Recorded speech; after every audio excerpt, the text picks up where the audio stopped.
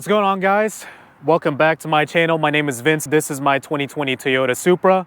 So in today's video, we are going to discuss how much money it costs to maintain this thing, as well as how much it'll cost to build it to exactly the specs that I have.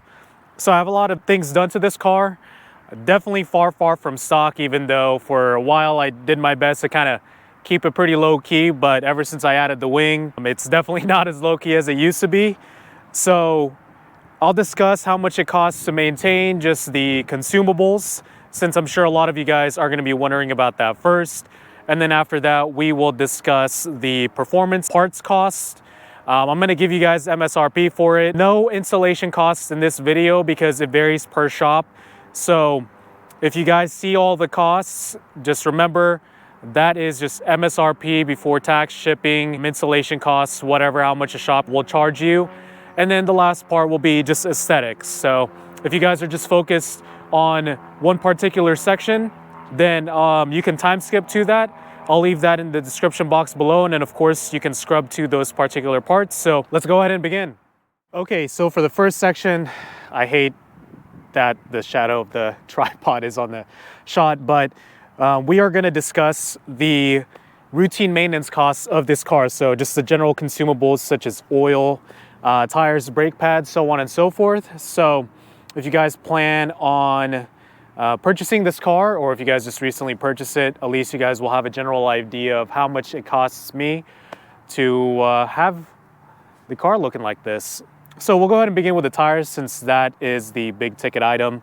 So in the fronts, as you can see here, I am running Nitto NT555 G2s, which are ultra high performance summers.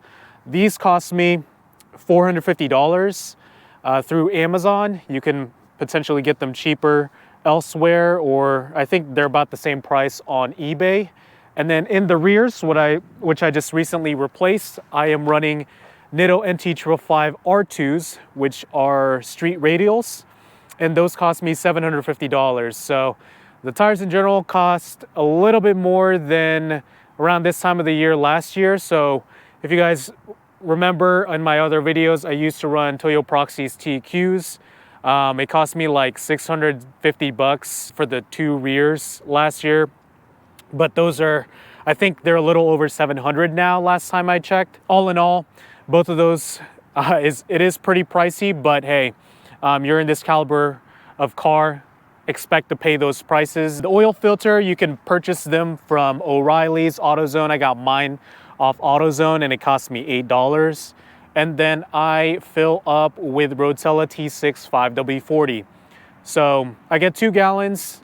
Each gallon is $26 at my local Walmart. So I just go over there and grab some. This oil, some people might be wondering, you know, hey, it's a diesel oil, but I've had pretty good success with them in my modified Subarus, and they're rich in minerals. So every time someone does send that oil to Blackstone, I even checked the BMW forums for people who ran them in their N55s and N54s, and they had great success with it. So far so good. I change my oil every 5,000 miles, so you guys are aware. Spark plugs, I am running OEM spark plugs. That is what is recommended even at my power level.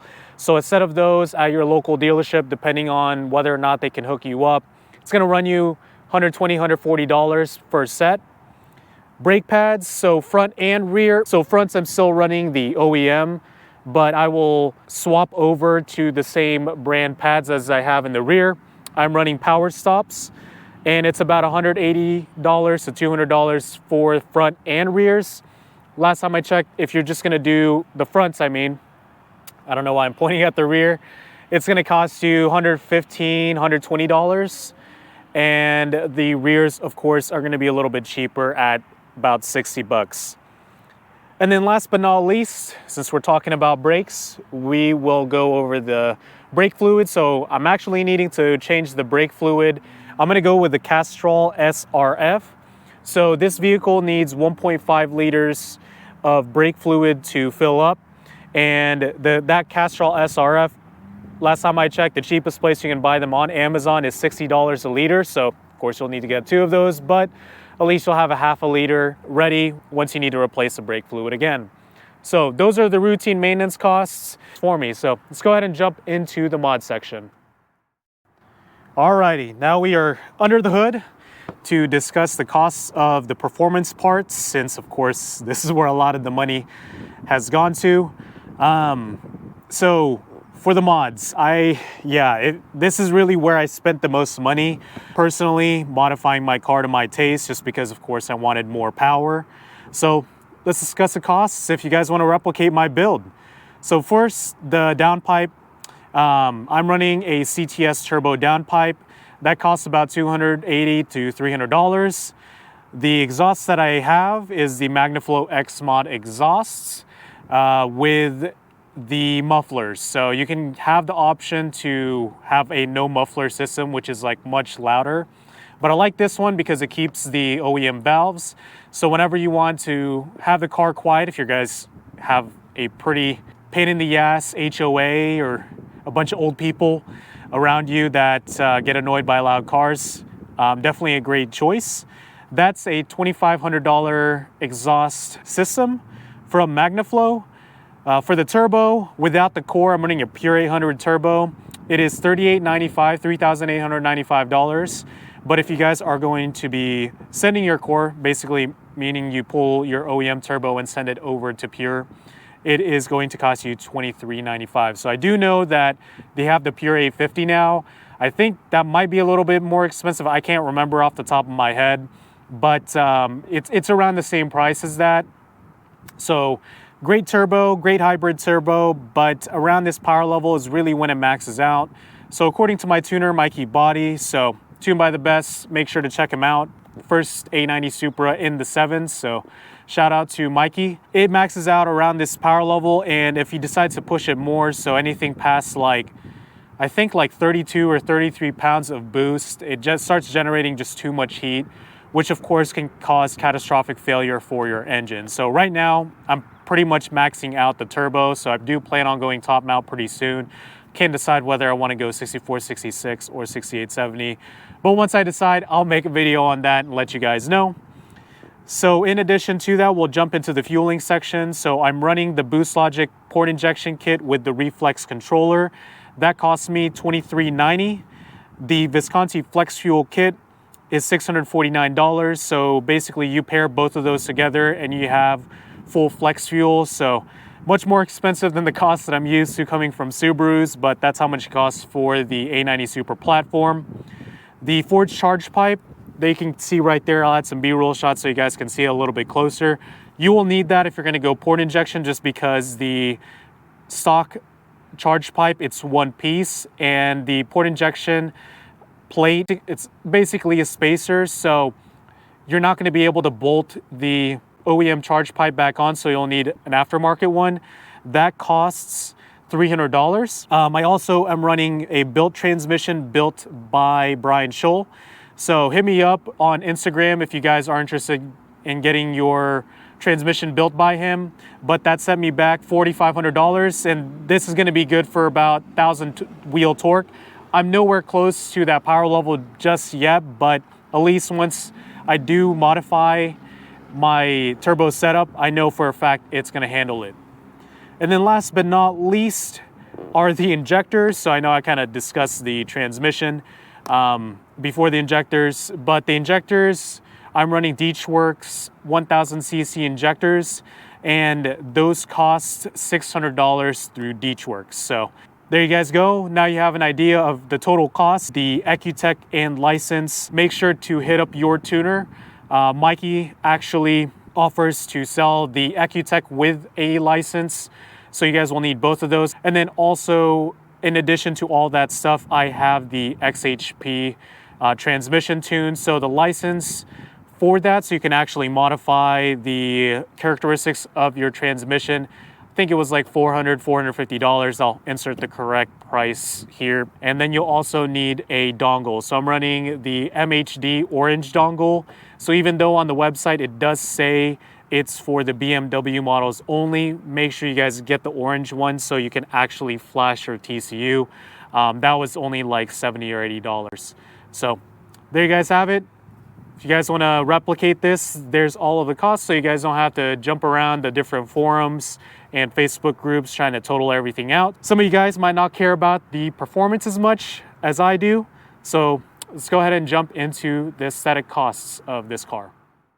All right, so for the aesthetic parts, we will start off with this bench, aka spoiler, on my Supra. So this is the Cybon TD wing. This is a full carbon wing that I sourced from Jordan Cutbirth, so definitely check him out if you guys like this wing. He can also source other parts for your car, whether it's performance parts or aesthetic parts, so definitely hit him up. Awesome dude, awesome turnaround, and will get you the best deals out here on the internet, and he will also price match. The wing, this set me back $1,000, and then of course, as you guys can see here on the side, I have paint matched it, and then I left the blade completely carbon. So not sure how much that's going to cost you guys, so I didn't total that out, just because whatever it costs me to paint this, it's going to be different for you guys. So make sure you guys check out or give your local body shop a call and see how much it'll cost to paint match it if you guys are wanting to do that, or you can do completely exposed carbon. The wheels, I know I get asked a lot how much these wheels cost, the specs of them. So these are TE37 Sagas, 18 by 10 in the front and then 18 by 11 in the rear. These wheels cost $4,000. So there's a couple of other vendors either on Facebook or on the internet that you guys can check out to order your own set. So a little bit more on the pricey side, but I've always been wanting TE37s. So whenever I got this car, I knew that I wanted TE37 Sagas. So thankfully, I was able to snag them up. And then if you guys are wanting to run TPMSs, so some people watching this video might not really care, but I do, because unnecessary lights on the dash really annoy me. For a set of 4 from Tire Rack, I saw that it was $30 for one. So of course you multiply that by 4 and it's gonna cost you 120 bucks. If you are wanting to reduce the wheel gap, I'm running iBach Pro lowering springs. So those cost $300 online to, get it to look like this. What I like about it is it keeps the adjustable suspension. So what that means is if you're running in comfort, then the ride isn't as firm. And then if you guys decided to put in sport mode, it firms it up a little bit more. I hate, I can't say this enough, I really hate the two-tone wheels. So Lois was Ooh, one down. I know somebody who won't be having any. I'm starting to feel funny. Well, I feel fine. I guess I'm gonna. Originally, when I got this car, it had the OEM wheels, but the previous owner, he powder coated them the magnesium gray that is on the 911 GT3s. So those looked way better. I always tell all my friends that if they have a Mark V Supra and the stock wheels, I'm just like, go get aftermarket wheels or like powder coat them, because I can't stand the two-tone wheels. But honestly, just modifying it, lowering it and adding wheels, it really changes how the look of the car, like what my perception of it is. I fell in love once I saw the first modified one, so there you guys go. Then we have the MFR Engineering splitter kit. So I'm not running the full kit, I'm just running the side skirts and the front splitter. That's gonna cost you $1,536, so that's for the front and rear. It's on the pricey side, but it is very, very high quality. As much as I want to do carbon in the front, I just can't, just because this car does sit pretty low, and that's going to cause you to scrape on a lot of stuff, especially if the roads around you it's really crappy. And then last but not least, the sweet ass carbon fiber mirror caps. So I got sponsored by A90 Carbon, and the quality on them is fantastic. Installation is super easy. Oh, I also forgot. The ZL1 rock guards, those are, I think, like $70 or $80. Sometimes they run specials. There you guys have it. Those are the total costs to essentially replicate this car, my build. Love how it really turned out. So I know some of my viewers, the wing might not be up to their taste, but for me, I personally love it. I came from an FK Type R and STI, so I always had a thing for big wangs. I really love how it ended up turning out. Nothing too crazy, nothing too flashy. That's not my style. So the silver definitely complements that. So there you guys have it. Make sure to like, subscribe, all that good stuff. Leave your comments down below if you guys have any other questions, maybe about some costs that I didn't necessarily cover on this video. And I always do my best to respond to all the comments. So hit me up on Instagram as well at vc.ou. And I'll see you guys in the next one.